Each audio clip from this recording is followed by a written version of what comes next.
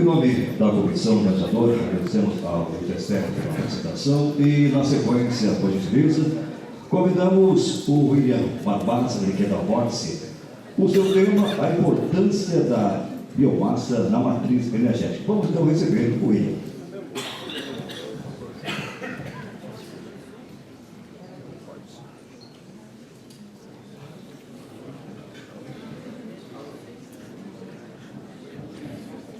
Bom dia.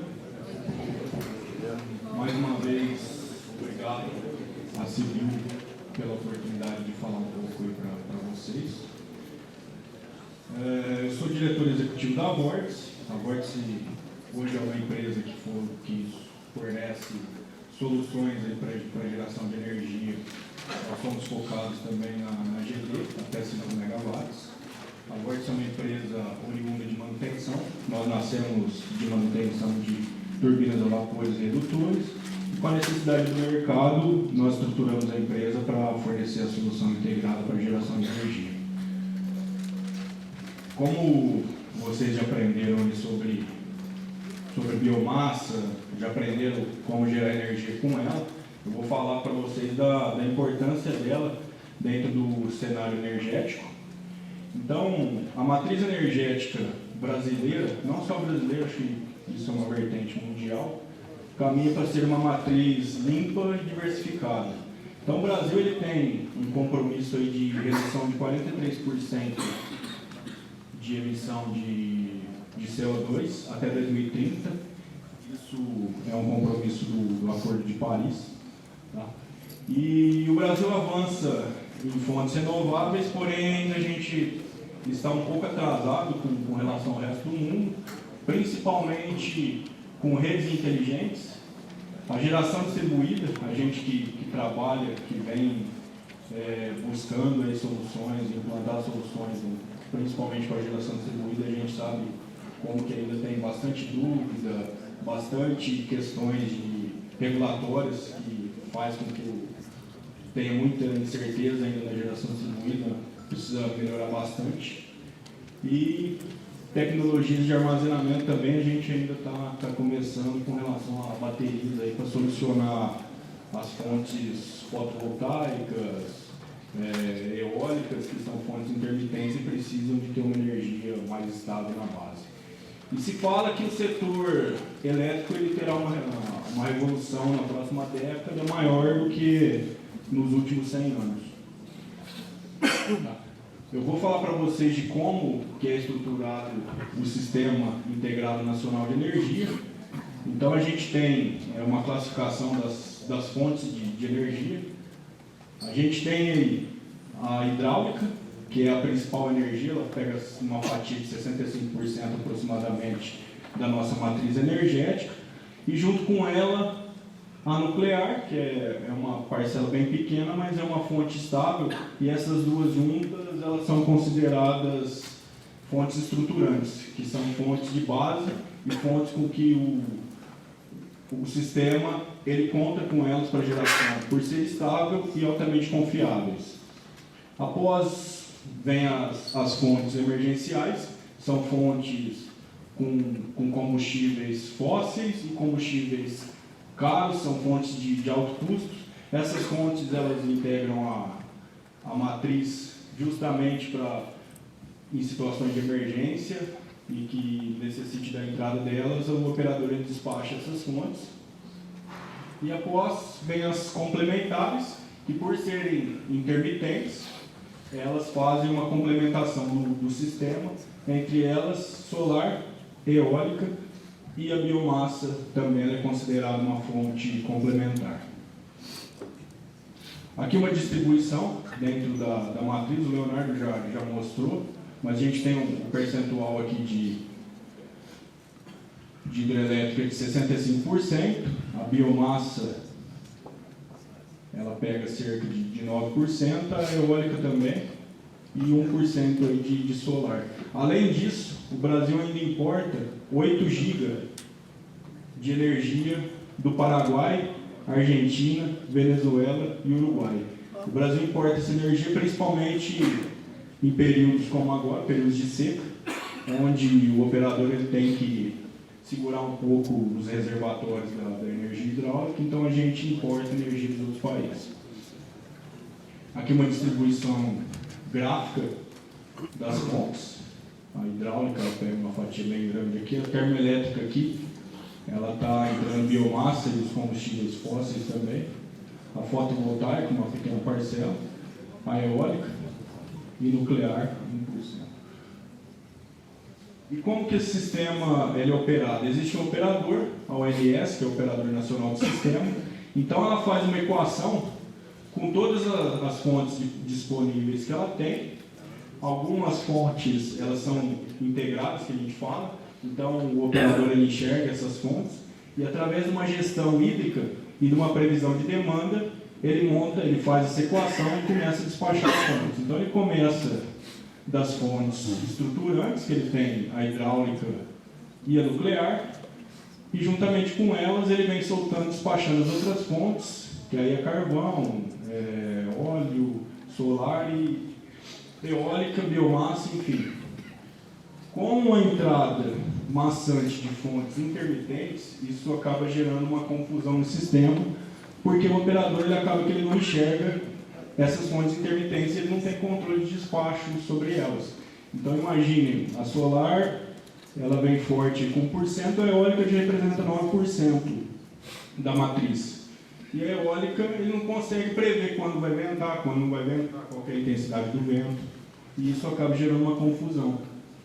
O que gera necessidade de mais projetos estruturantes, que são projetos de base, projetos estáveis que vão gerar energia o tempo todo. Tá? E a gente enxerga aqui, falando de biomassa, o Leonardo até comentou da questão da biomassa, mas biomassa falando de cana, de bagaço de cana, é uma biomassa que ela tem sazonalidade, pelo período de safra do setor da açucarial. Porém, quando a gente fala de madeira, e uma madeira destinada para a geração de energia, ela pode ser considerada totalmente estável e gerar energia o ano todo. Então, quero falar para vocês da biomassa, especificamente falar da madeira, cavaco, pó de serra e alguns resíduos aí na produção industrial que podem ser utilizados para gerar energia. Então, falando do processo de autoprodução e cogeração, existem algumas indústrias que elas já geram calor para o processo, então elas já consomem algum tipo de combustível dentro de um aquecedor ou de uma caldeira. Tá? Esse aquecedor ou caldeira ela gera calor para o processo, para fazer cozimento, secagem, enfim. Então você tem o potencial e tem uma condição aqui de colocar um sistema de geração de energia e fazer uma cogeração, onde a gente pode colocar uma turbina, que ela vai gerar calor para o processo e também vai gerar energia que pode ser autoconsumo e com excedente ela pode ser comercializada.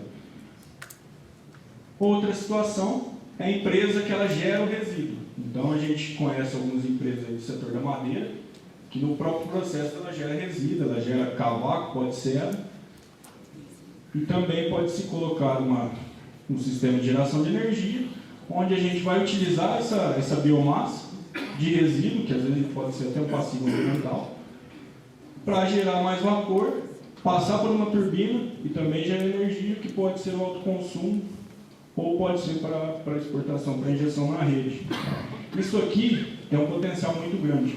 A gente tem alguns estudos que o pessoal tem capacidade de gerar praticamente 100% da energia, em alguns casos ele exporta praticamente 50% do que ele vai gerar, ele consome 50%, exporta 50% e pode ser mais que isso também. Outra forma da biomassa da madeira destinada para a geração de energia são as florestas energéticas. Então o Brasil ele tem 7,45 milhões de hectares de biomassa florestal, isso só eucalipto, e 2 milhões de hectares sem viabilidade econômica. O que seria isso? Isso aqui é o produtor que ele fez uma floresta, às vezes com uma promessa futura de fornecer essa biomassa para uma grande indústria. Essa grande indústria, o ciclo da floresta é aproximadamente 7 anos, dentro desse período, essa indústria, ela se organizou, ou ela fez uma cadeia diferente de fornecedores, ou ela começou a trabalhar com sua própria floresta e ela não consome mais biomassa. E esse pessoal está com a floresta lá em pé e não tem como destinar. Então essa floresta ela não tem praticamente valor econômico nenhum, essa biomassa. Às vezes o agricultor ele quer virar lavoura, quer plantar soja, só que ele tem um custo do manejo. Ele tem um custo de retirar a biomassa, ele tem que pagar para uma empresa que faz manejo florestal, tirar a biomassa e dar um destino para ela. Então, às vezes, ele até oferta essa biomassa em troca, na barganha, do serviço de tirar a biomassa para ele virar lavoura para soja. Em alguns casos, essa biomassa está plantada em terreno que o pessoal fala terreno dobrado, terreno quebrado, e logisticamente é complicadíssimo tirar. E é muito mais caro para tirar, e se ele tirar, ele não vai conseguir plantar nada também nesse terreno. Então tem um potencial enorme de biomassa para geração de energia, falando em floresta. Isso aqui, a gente tem algumas regiões que a gente está fazendo um trabalho, e é um trabalho que ele chega a ser de cunho social, porque vai movimentar a economia de uma região inteira que está com biomassa parada. Tem uma região que tem floresta em pé e não tem destino. Então ela não tem valor nenhum agregado. E tem o potencial de montar uma planta para gerar energia com essa biomassa, trazer novamente o produtor para refazer o ciclo e movimentar a economia e a sociedade ali daquela região. Para vocês terem ideia, o potencial energético, somente desses 2 milhões aqui sem viabilidade econômica, 2,65 GWh, se a gente fizer uma analogia falando de geração distribuída, 530 UTE de 5 MW, isso representa 5% do consumo nacional. O Brasil também tem um compromisso no Acordo de Paris, que é praticamente dobrar a quantidade de floresta. Então a gente passaria a ter um potencial de 10% do consumo nacional com biomassa de madeira. Quando se fala de biomassa, o pessoal geralmente fala da questão da emissão de CO2. Quando se faz o balanço de emissão de CO2, a gente tem a biomassa que foi plantada, o período que ela floresce, ela faz o resgate do CO2 que está na atmosfera, através da fotossíntese. Então, no momento que essa biomassa está sendo queimada, a gente fala que ela está anulando aquele resgate que ela tinha. Ela tinha um crédito, então aqui ela matou esse crédito, e quando você vai fazer novamente o ciclo, você vai tirar de novo o CO2 da atmosfera. Então, praticamente, no balanço, a emissão é zero. Então, a geração de energia por biomassa, ela é, sim, considerada uma fonte limpa.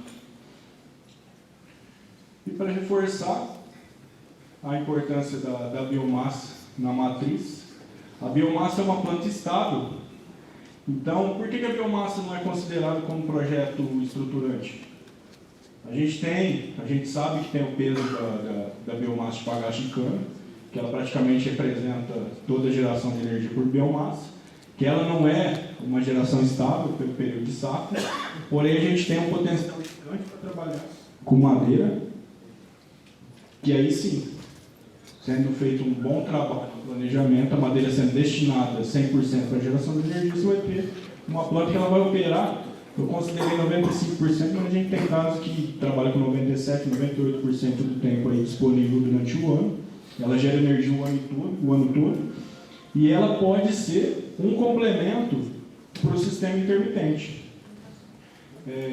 Eu participei de um congresso que o pessoal comentou que para cada mega de solar ou eólica seria necessário 1 mega de geração de energia estável. Então, por que não 1 mega de biomassa? Com base nisso, a gente gerou alguns estudos para a planta híbrida, onde você faz uma geração conjunta através da geração fotovoltaica junto com uma planta de biomassa. Então a gente pode hoje agregar as plantas de fotovoltaica, fazer um complemento com um plano de biomassa. A planta de fotovoltaica, ela tem praticamente um aproveitamento de 20% da capacidade instalada devido à intensidade do sol. Então, praticamente, ela gera energia das 6 da manhã às 6 da tarde, é o período que tem sol, e atinge um pico por volta do meio-dia. Então, nesse período em que ela não gera energia, você pode vir fazer um complemento com biomassa, porque você vai estar aproveitando toda a infraestrutura que já tem ali instalada. Uma planta para gerar 1 mega efetivo, ela vai ter uma estrutura instalada de 5. Então você pode fazer um complemento e trabalhar com a biomassa, complementando o período que a solar não atinge 100% da capacidade, fazer um gerenciamento entre as duas energias, e você vai ter um aproveitamento da estrutura e com certeza a viabilidade do projeto vai ser muito maior.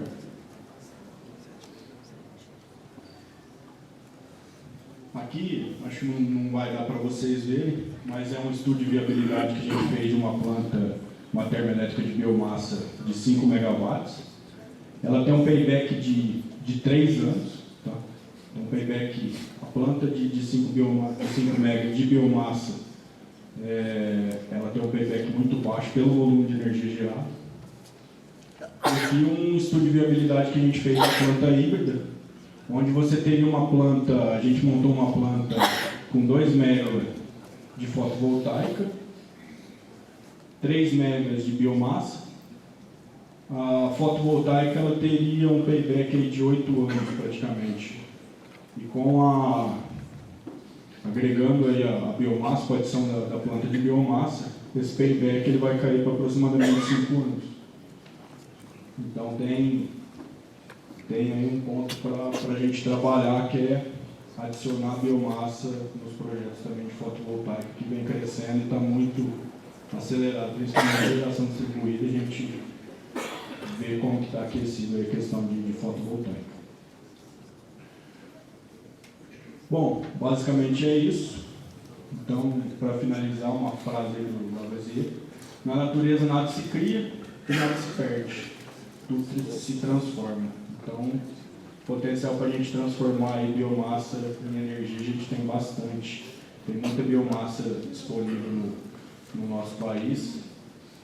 E potencial para a geração de energia, a gente sabe de todas as previsões. A gente sabe, a gente não tem dúvida, quem está trabalhando no negócio não tem dúvida. Então, é um negócio altamente viável. Na verdade, é uma necessidade. A gente tem o decenal de expansão, então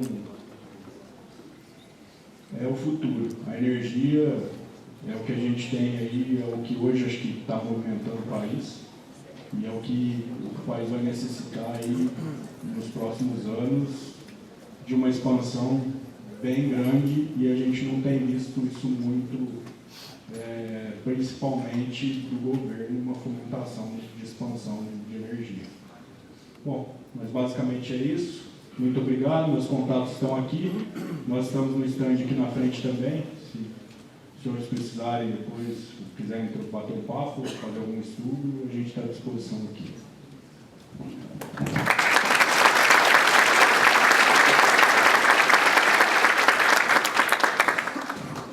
Em nome da comissão organizadora, William, muito obrigado pelo seu carinho, obrigado pela participação. E, na sequência, nós convidamos agora o Paulo Malabocli, ele que é da Tubimac, para dar sequência, então, à última palestra. Lembrando que, após, então, a participação do Paulo, nós teremos as perguntas dos senhores, ok? Nós vamos